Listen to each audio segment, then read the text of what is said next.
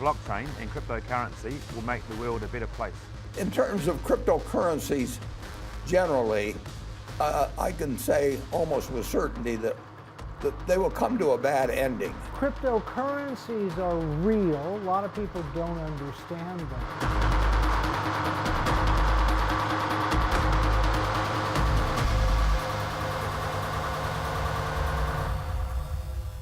To understand Bitcoin, you first need to draw the distinction between Bitcoin, the brand and trading vehicle, and blockchain, the back-end infrastructure that makes this digital trading system unique.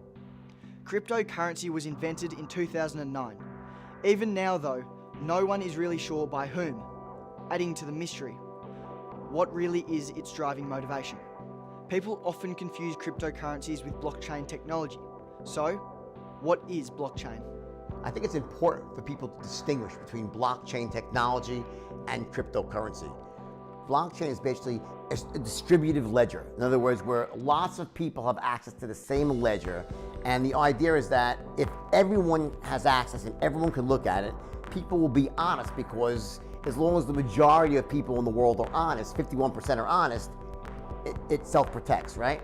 The blockchain technology is kind of like a Google Docs in that everybody is working on the one document and you can edit in real time. The real future of blockchain goes far beyond financial institutions.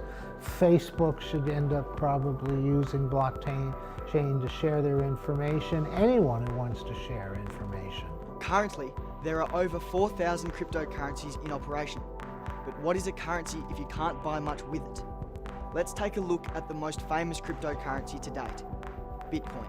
Bitcoin is a fixed supply of 21 million Bitcoin, similar to why you might buy gold and have that in your portfolio as a hedge against currency risk or inflation or disaster insurance. It's borderless, it's a store of value.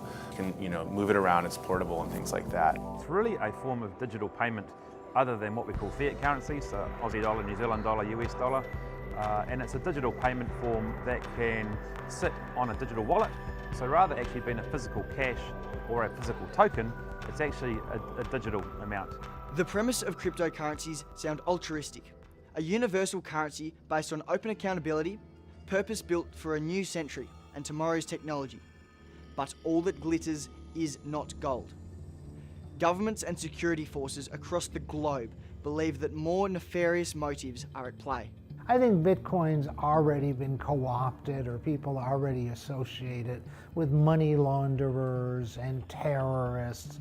The problem is that the current crop of cryptocurrencies have certain limiting factors that lead them towards massive speculation, fraud, massive energy expenditure, and those things essentially preclude them from being sustainable and viable over the long term. It's the weapon of choice for people who are involved in serious crime.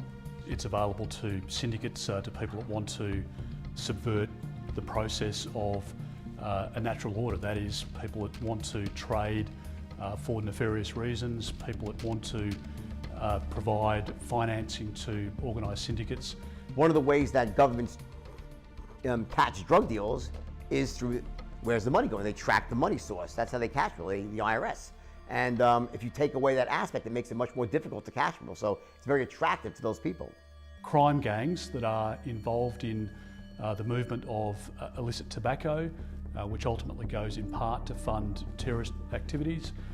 We see it in relation to exploitation around people trafficking, so women, young women in particular. We see it as payment for the movement of illicit substances, as well as gun parts. So there are many levels to it, and it's a significant issue for our country. The governments are not going to allow an independent, decentralized force to take control of the money supply.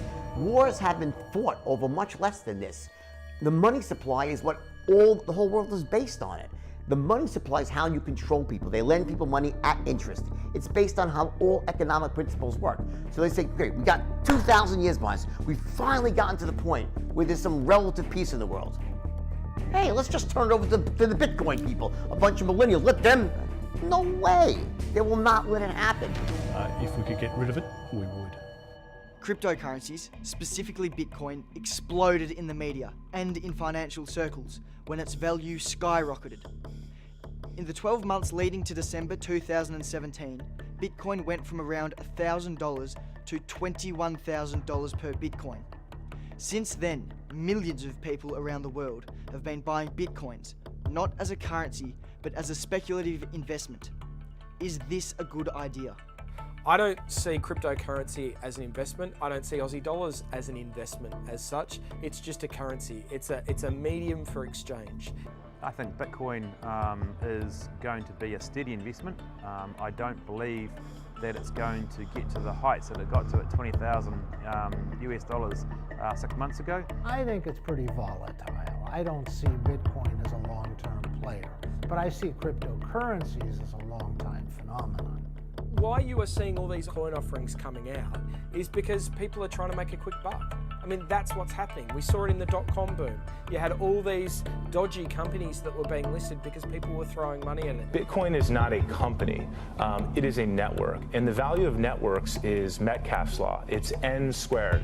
So the amount of users on a network is n. If you look at Facebook, the first person on Facebook, lonely place, not much to do.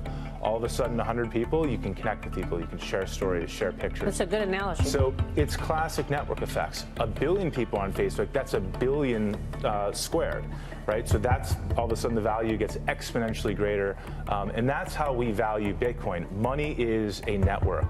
N squared would work if you say, okay, based on how many store owners, how many business owners are using, say, I'll accept Bitcoin. Yes, that's N squared. But that's not what they say. They're saying the more people who buy Bitcoin, that's N squared, 100% the opposite.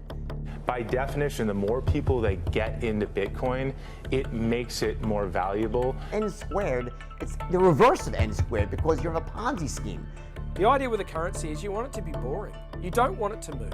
You just want it to be, you know, $1 is worth $1 or whatever it is. With Bitcoin, you can't really do that because it fluctuates so much. From $21,000 to just $6,000, those late to the cryptocurrency party have taken a bath. But is this the dot-com bubble take two? In 2000, fortunes were lost overnight in what was known as the tech wreck. But from those ashes rose the biggest companies in the world: Google, Apple, Facebook and Amazon.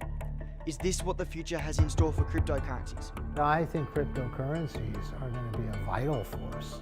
I think that it makes so much sense that you have a blockchain and that you have a currency that is traded via the internet. I think that makes a ton of sense. What I don't know is whether that is Bitcoin or any of the other cryptocurrencies. Someone, either they already have, and it's just not really known yet, will come up with an amazing cryptocurrency, one that doesn't burn tons of energy, one that has a very, very low transactions that's less than a Visa card, one that's faster than the Visa card. That one has potential to take off massively so long as a central government backs it. Without the backing of a central government, I believe they will be shut down and undermined, and they will never go that far. Traditionally, the greatest advancements in technology have started with a great idea followed by setbacks. This incarnation suffers from wild fluctuations, connections to organised crime, tax avoidance, and antipathy from governments all around the world. Blockchain needs more power than Switzerland, and it is an environmental disaster. It's also slow. Visa is nearly 19,000 times faster than Bitcoin in transactions, and Bitcoin is limited in what you can actually purchase. The experts may be divided on the current execution of cryptocurrency, but they are united that digital currency is the future. Just how remains the question, and where the big money remains.